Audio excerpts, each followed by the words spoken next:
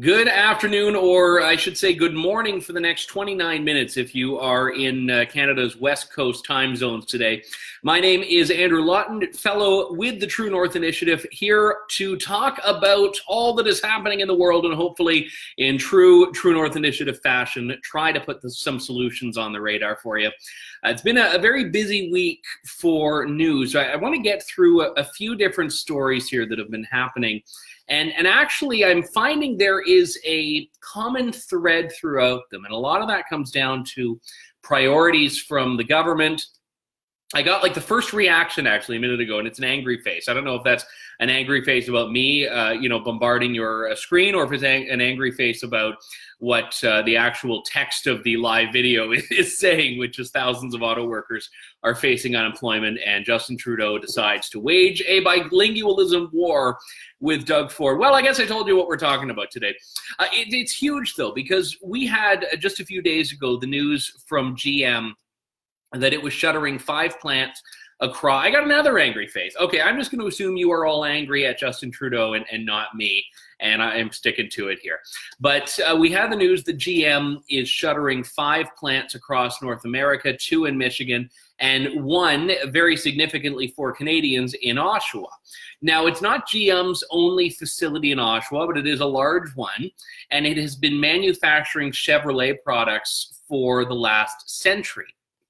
And it's as much a part, and I said this in a Looney Politics column today, it's as much a part of the economic fabric of Oshawa and Durham region and all of this stuff as it is about the community fabric in Oshawa. Like I've always, my whole life, I've known of GM and Oshawa as just being synonymous with one another. I mean, that community built itself, as so many automotive sector communities did, around the plant. And that is so key. And I know that Jennifer French, who we'll talk about in a few moments, the NDP provincial representative there, the MPP, had said that, GM didn't build Oshawa, Oshawa built GM. And quite frankly, the two go hand in hand. Whenever a plant closes, you see the ripple effect it causes. And look, I've spent a lot of time in Detroit. And what's fascinating in Detroit is when you see these plants that have closed down, like the Packard plant or the Fisher plant, these giant plants, you see for blocks and blocks and blocks all of those abandoned houses of, quite frankly, the people that used to work at that plant. So yes, these communities become very much defined by their largest employers. And that is so true when it comes to Oshawa. It's true with the automotive sector in general. So I want to preface everything I say here by pointing out that I am with the workers who are finding themselves facing unemployment at GM Oshawa. I get it, and I understand the concerns. And there are some people that I think have a tendency to shrug and go, oh, well, that's the free market at work, ta-da. No, just because it is the free market at work, and just because this is part of a natural cycle of economics and employment and unemployment, doesn't mean that it's good to watch. It doesn't mean that it's nice to see, and it doesn't mean that we should be celebrating it. We can say this is reality, but that doesn't mean that we have to be happy about it.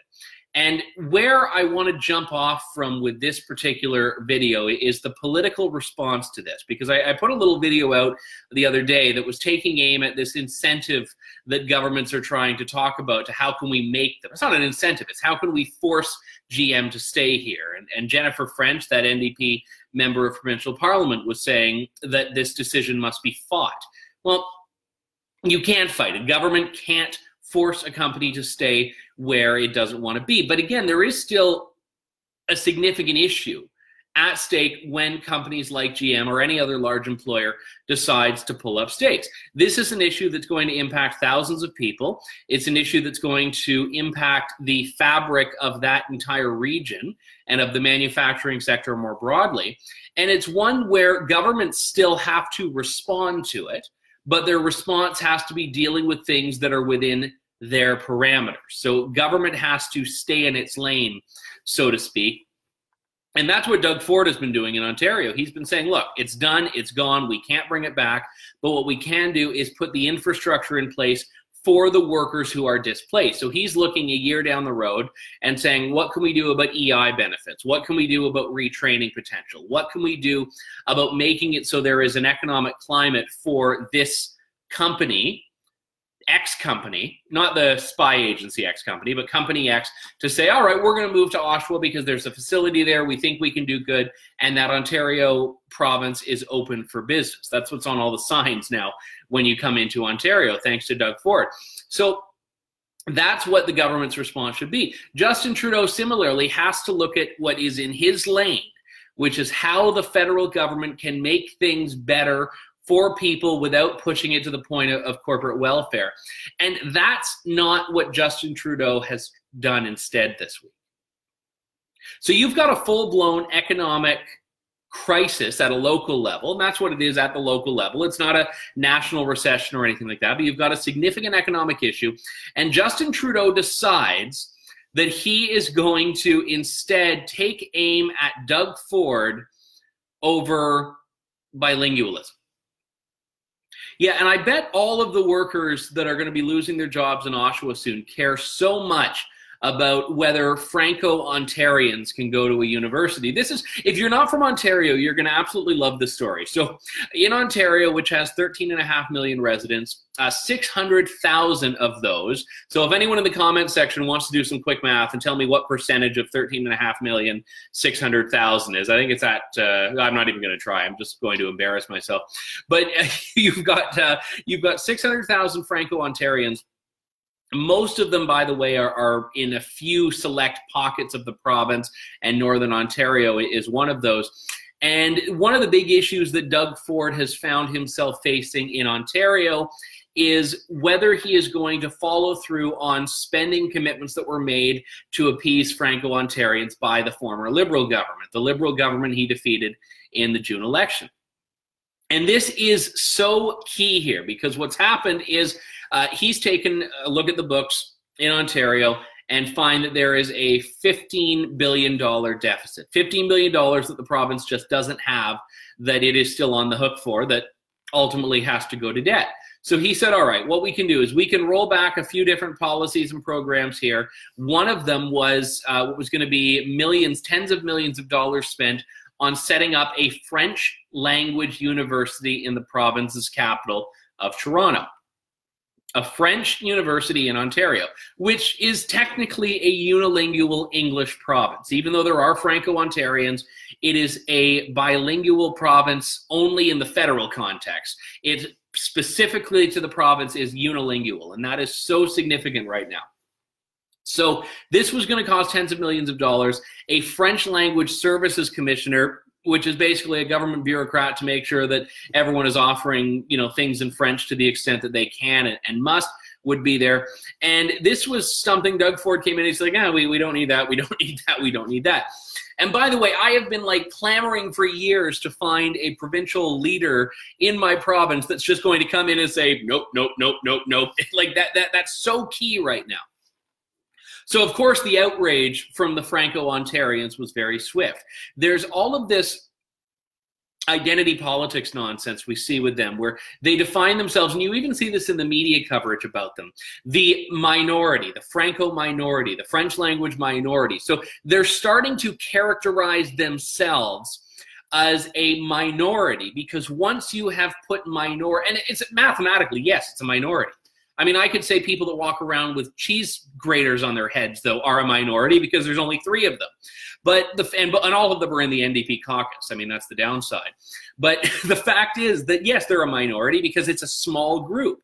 And once we start catering to that minority, we are deliberately setting a policy objective where we cater to the few and only to the few. And then we'll have to cater to everyone. And to illustrate the absurdity of this, I wanted the French language university was ridiculous. And I want to read a comment here that was in a news report by I think it was CBC that did the report here. I have a few tabs open, so bear with me. Yes, so Carol Jolin, who's the president of the Francophone Assembly of Ontario, which apparently exists, said when Doug Ford made the decision that it was a black day for Francos. And she said about the French university, this line, quote, "The French university was more than just a French university. It's a symbol for the province, and it was a fantastic step forward." Francois Legault, who is the new Premier of Quebec, who's actually supposedly conservative, said, "I want French in Ontario to be protected as much as possible." And Trudeau, of course, weighs in on this by saying he's deeply disappointed by cuts to Ontario French services. And Trudeau also commissioned like an emergency crack panel of all the party leaders to talk about how the federal lawmakers and policymakers can respond to you know, the egregiousness of what Doug Ford is doing to Franco-Ontarians. I mean, the level of response to a policy that impacts so few people in Ontario but costs money to the entirety of the province has been so fascinating to watch here. And this morning, the French, I forget her exact title, she was the parliamentary assistant to the Minister of Francophone Affairs in Ontario. The minister is Caroline Mulroney. The parliamentary assistant was Andrea Simard, resigned from the PC caucus. So, or Amanda Simard, rather. Amanda Simard, who was just elected in June, resigned from the PC caucus over this. Now, what's just emerged in the last hour is that she was about to be kicked out of caucus. These two things were happening simultaneously. The caucus was meeting. She never showed up to the meeting. And they were in the middle of a vote to get rid of her. And in the middle of that, her letter was published. The two happened independently of one another, and then she ended up resigning. But they were about to kick her out because she's been stirring up a fuss about this, saying Doug Ford needs to, you know, roll back these cuts to French language services. And it's actually quite astonishing. Now, I don't know Amanda Simard. I mean, she was just elected. By all accounts, she's a hard worker and earned her election in Glengarry Prescott Russell. But she is clearly not a conservative if her commitment to fiscal responsibility is overshadowed by her belief in tokenism and really a handout culture that seems to be promulgated by her for Franco-Ontarians. And this is not to say that Franco-Ontarians have a culture about handouts. It's to say that that's the attitude that the lawmakers saying we have to give them this, this, this, this, this. That's the idea they're putting forward. And I want to put this in context here, because a French university in Ontario that one spokesperson says is a symbol. It's a symbol. Symbols are expensive and they do nothing. It's not a symbol for me. But let me actually tell you how many Torontonians there are who speak French as their first language, who are Francophone Torontonians. 1.3%. 1.3%. That's it. So of the people in Toronto, 1.3% of them identify with French as their mother tongue. And by the way, not all of those are French Canadians. Some of them are actually like actual French people. But this is what we're looking at here, 1.3%. And this is the list in the 2016 census data that says the top languages of Toronto. French is 1, 2, 3, 4, 5, 6, 7, 8, 9, 10, 11, 12th on the list. So of all of the languages that are people's first language in Toronto, French is number 12. Let me share with you the first ones. English, Cantonese, Mandarin, Tagalog. Tagalog is number 4 at 3.1%. Spanish, Italian, Portuguese, Tamil, Farsi, Urdu, Russian, and then French. So if we are to put a multi-million-dollar university or college in place in Toronto for the French language minority, where's the Russian university? Where's the Tagalog university? Where's the Spanish, Italian, Portuguese, Tamil, Farsi? I mean, at a certain point, we're going to have a street where all of the universities are basically just the United Nations, because we've had to appease every single minority group possible for the sole purpose of buying votes in 3 or 4 different ridings. And that's so absurd. And I wish Doug Ford hadn't walked back the French languages commissioner thing. That was one where he said, all right, we'll keep the French language services commissioner in place, but the university college still gone. I mean, we can't afford it. He wants to do it. He says, look, this is something I support down the road, but we have a $15 billion deficit right now. This is a luxury item, and it's one that we can't afford. And that is so entirely reasonable. If the French want a university so badly, or a college rather, I keep using the two interchangeably here, then let them pay for it. And there are schools, by the way, already in this space. This wouldn't be the first example of someone being able to get French language education. The University of Toronto offers French language studies. You can go out of province. There are places like Collège Boréal. There are options for you to get a French language post-secondary education. But why does this need to be something that we have in downtown Toronto with a multi-million-dollar price tag for what is 600,000 people across the province and 1.3% of the population in Toronto? That is ridiculous. But it's Trudeau who, while we have people flooding across the borders, while you have thousands of Oshawa residents that are facing unemployment, decides he is going to devote his efforts to waging a bilingualism war against Doug Ford and the province of Ontario. And I feel bad here for Andrew Scheer, because Andrew Scheer has to be the conservative leader that's not going to alienate Quebec, because Quebec cares not just about the French language in Quebec. Quebec cares about the French language everywhere else. So this is great. Quebec, which wants every other province, and this actually is making me mad. It really is, because Quebec, which wants every other province in Confederation to leave it alone, has the gall to start telling Doug Ford and the Ontario government all the things they have to do to keep the French language alive and well. Quebec, open up your damn wallets if you think other provinces need to do what you've decided is your job, to protect and preserve this French language culture within Canada. Quebec should start giving money. If Quebec wants to start, colonizing French language pockets across the country, they should pay.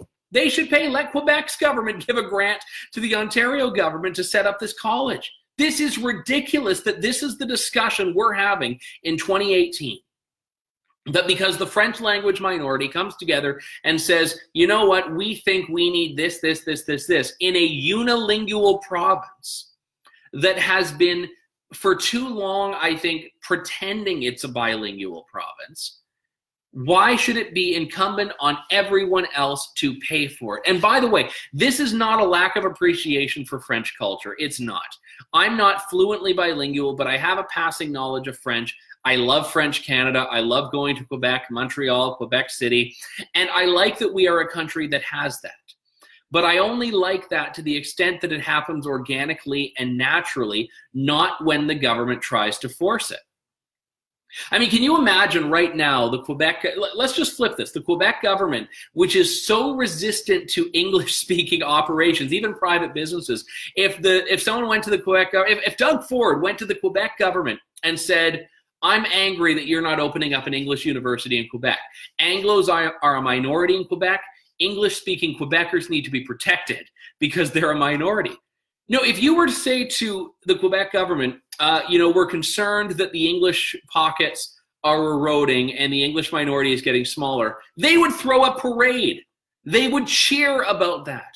So I will not take any marching orders on how to deal with language harmony from a province that is hell-bent on eradicating its language minorities. Quebec needs to butt out of this. But Justin Trudeau is doing the same thing, where he's going to a province in Ontario and saying, we need to come up with a federal government response. Look, bilingualism is a federal issue. Bilingualism is a federal issue. So if there is a concern with how language minorities are being treated, let the federal government pony up its cash. And this is, by the way, what the Ontario government said a while ago, that if the federal government is going to make this an issue, it has to be prepared to put its money forward. It has to be prepared to put its money where its mouth is here. And the fact that Justin Trudeau is now deciding to come up with issues facing the Canadian Francophonie with Jagmeet Singh, with Elizabeth May, with Andrew Scheer, and with Mario Beaulieu, who's the interim Bloc Québécois leader. Like, that's his priority this week. That's all. If you were to send someone to look at all the headlines across the provinces and the country and all of that and say, what are the biggest issues right now in Canada? They would say, well, based on what Justin Trudeau's doing, it sounds like this is the one, the language issues. And yes, I get that he can walk and chew gum.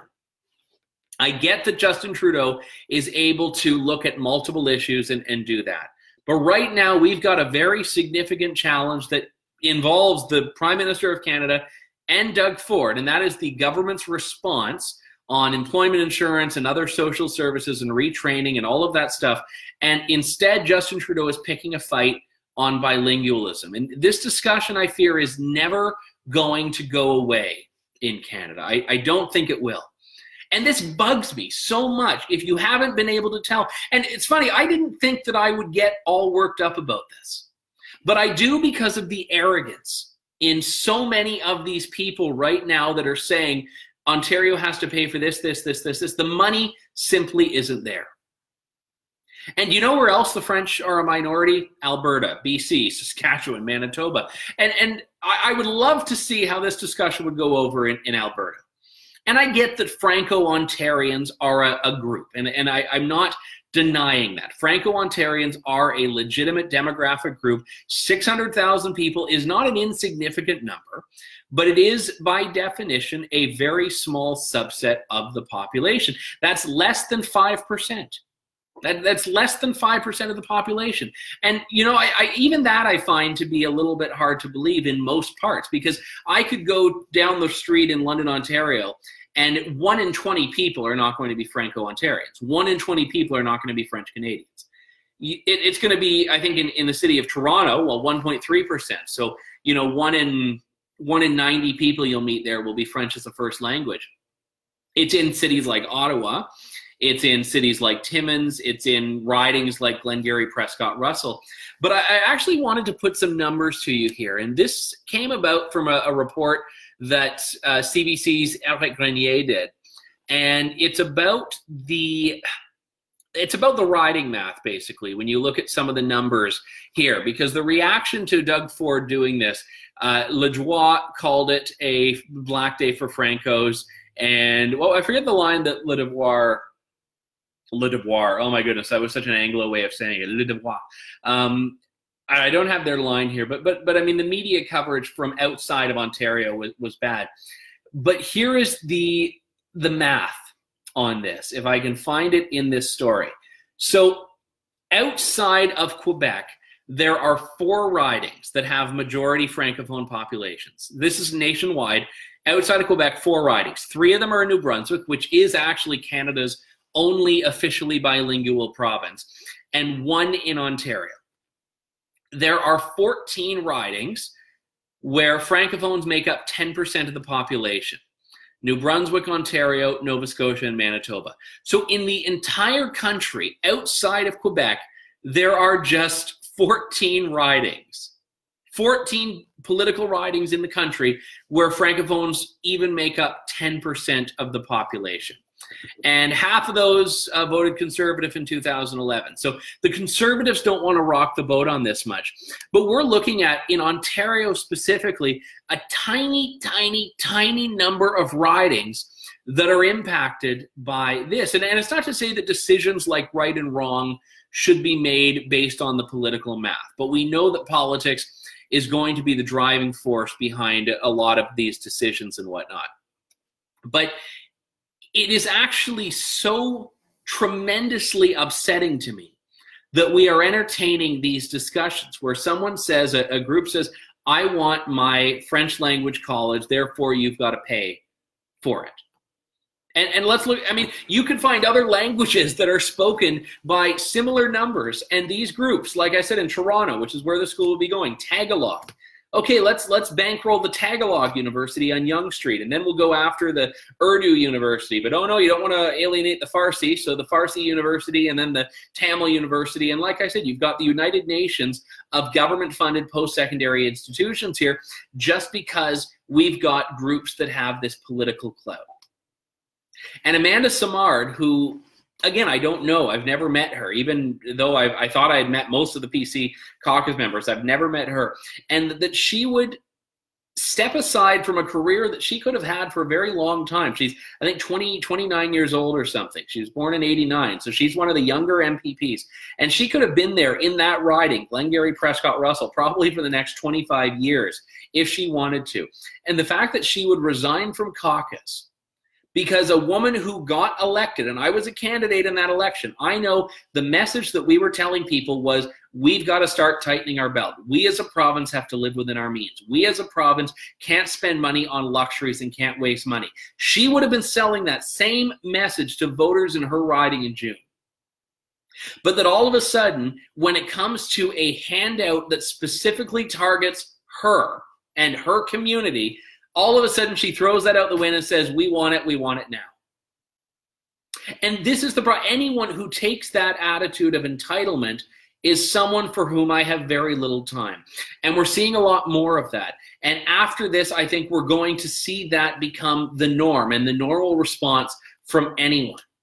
I mean, we've got Sikh MPPs, and you've got Muslim MPPs, and you've got Jewish MPP. I mean, all of them now. Okay, we need a Jewish university. We need and none of those have the constitutional protections and the national identity ingrained like the French language does. I realize it's not an apples to apples comparison, but we are talking about, and the way this issue is framed, protecting the French minority.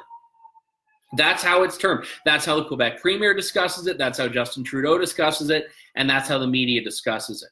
And when they frame it as protection of the minority, that logic or lack thereof is what makes it a launching point for any group imaginable that wants to take that minority status to say, all right, well, now we need to protect our minority. And before you know it, we are more defined by our differences than we are by our similarities. And there is no way that the cultural fabric of a province or a country can be maintained with that. And more importantly, it's just not economically viable, nor is it practical to make that the way that you govern yourself. So most people, and this is the rationale here that I think is interesting, is that 95% of the province does not care about this. 95% of the province of Ontario, for whom the French language is not their first language, are hearing this story and being like, what the heck? Like, and especially people in my city in southwestern Ontario, people in Toronto, people in Windsor has a bit of a French population, but not huge.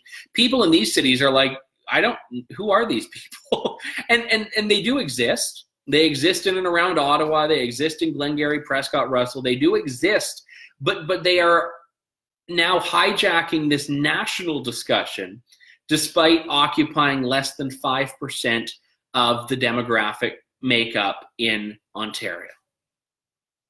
And for Amanda Simard, look, if she made this decision on principles, power to her, but I question her principles when it becomes more about getting a targeted handout than actually sticking to the values that she was elected to champion. We've got to wrap things up here. If you want to reach out to me for this or anything else, my email address is andrew@andrewlawton.ca. And thanks for all for your comments here. I'll read a couple of them before we wrap up here. Maluska writes, I apologize if I didn't get that. See, Maluska sounds like a non-English origin name, so maybe you can get a university. How about we think about paying off as much of our deficit before we add more debt? Yeah, that's huge. That's the whole point of this thing, is that we can't afford it in Ontario. Karen writes, divide Canadians even further. Yeah, that seems to be the attitude. And Dave writes, just give them directions to Quebec. Done.